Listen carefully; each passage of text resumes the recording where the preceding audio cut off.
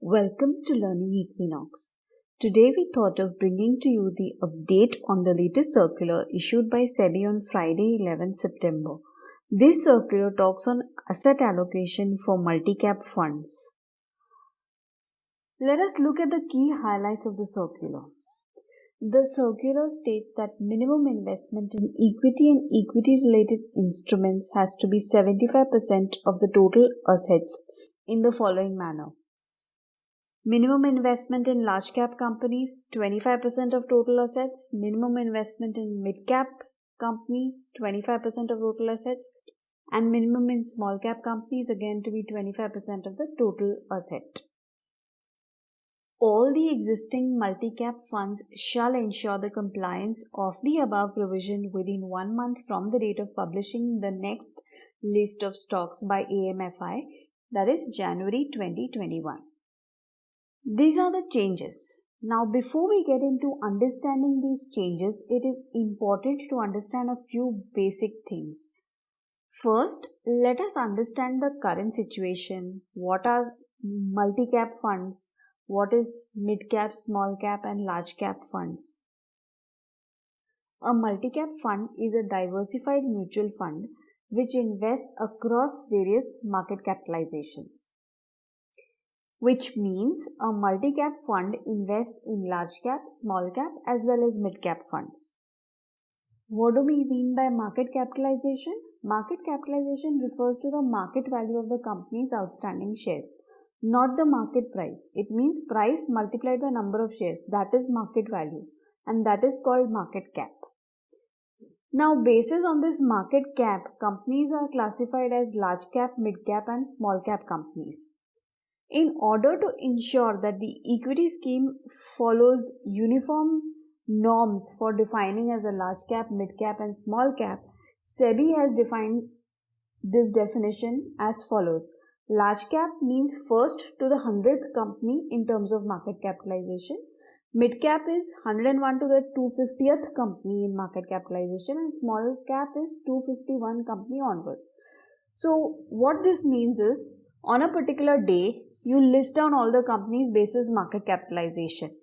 Okay, the first being the maximum market capitalization. So when you say from first to 100, that is large cap. From 101 to 250, that is a mid cap, and the 251 and below is a small cap. So once you list them basis the rank on market capitalization, the first 200 is large cap and so on.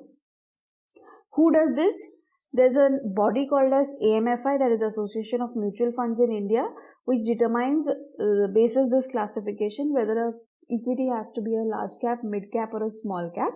And this categorization it does twice in a year, that is June and December. Okay. It is important to note that since the share price keeps fluctuating, the market cap of a company also keeps on changing. And when the company issues more shares in public, its market capitalization will increase. Similarly, if the company does a buyback, the market capitalization will reduce. Having understood market capitalization and having understood what is a large cap company, mid cap and a small cap company, let us look at these funds. What is a large cap fund, mid cap fund and a small cap fund? A large cap fund is a mutual fund where the fund manager invests 80% into these large cap company stocks. These funds are considered to be least risky amongst the three, and the investment in stocks are of the top 100 companies. These are generally companies like the Nifty 50. Mid cap funds are the funds where the fund manager invests in mid cap equity stocks, which is almost up to 65%. So a mid-cap fund will have 65% of investment in mid-cap company stocks. These funds are riskier than large cap but less riskier than small cap. Small cap fund is a fund where minimum 65% is invested in these small cap company stocks. And these funds are very risky out of all the three because the company is having a very low capital base. The other way of looking at it, despite the risk, it has a potential for growth. If we study the fundamentals, we can also see that the company might have a great potential for growth in the mid-cap and the small-cap funds. So far, there was no regulation stating how much you should put in which category. And the fund manager of a multi-cap fund can invest as much as it wants into whatever they felt easy in terms of large cap, mid cap and small cap. The only criteria was that a multi-cap fund, the minimum investment in equity and equity related instrument has to be 65% of the total asset investing across large cap, mid cap and so minimum you have to keep 65. Segregation between large, mid and small there was no rule. Now the change says that a multi-cap investment company, the total assets should be minimum 25% in large cap, 25 in mid cap and 25 in small cap, which means totally it should be 75% in equity. So the first change clearly visible is out of that entire basket of 65% of the total assets into equity and equity related instruments has moved to 75% in equity and equity related instruments. The second change is there has been a minimum cap in each of the category, that is a large cap, mid cap and small cap. So minimum 25% has to be invested in large cap, 25 in mid cap and 25 in small cap. To understand the impact and to understand what actually is happening for these multi-cap mutual funds, let us see the current scenario of a few top mutual funds. If you look at the chart over here, you see that the AMU total investment and the percentage between large cap, mid cap and small cap. These are amongst the top few mutual funds, multi-cap mutual funds, and you will see a large portion is invested in large cap funds alone. Today, almost all multi-cap mutual funds have huge investments over and above the required minimum in large cap funds, leaving less than 25% in mid cap, almost negligible in small cap funds. Now, will this change happen overnight? The second point that was said in the SEBI circular is, SEBI clearly states that all existing multi-cap funds shall ensure compliance with the above provisions within 1 month from the date of publishing the next list of stocks by AMFI, that is January 2021. In the beginning, I already told you that AMFI is a body which segregates that 1 to 100, 101 to 250 and 251 and above. That body which does this activity is AMFI, and it does twice in a year, June and December. Now it will do in December, so 1 month after that, that is January 2021, these multi-cap fund managers need to bring about the changes as per the new rule. Let us now look at the impact of this change. First, for the asset management companies or the mutual fund managers, these asset management companies have generally they have only one fund in each category. So they'll have one large cap, one multi-cap, one mid-cap and one small cap category. One way could be to merge the multi-cap into the large cap because it's anyway holding a large portion into it.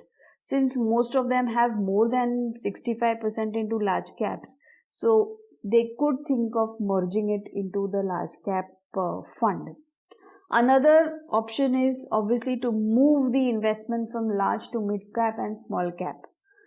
So if we work out in terms of one example of Kotak, you can see the percentage of movement will be reducing 50% from large cap and moving on to 7 and 24% in mid and small cap respectively. This circular is opening up an opportunity for mutual fund managers to invest in some worthy small and mid cap equity basis good fundamentals and valuations which were earlier ignored. This will bring in a level playing field for mutual fund managers since the rule will bring about some sort of a uniformity.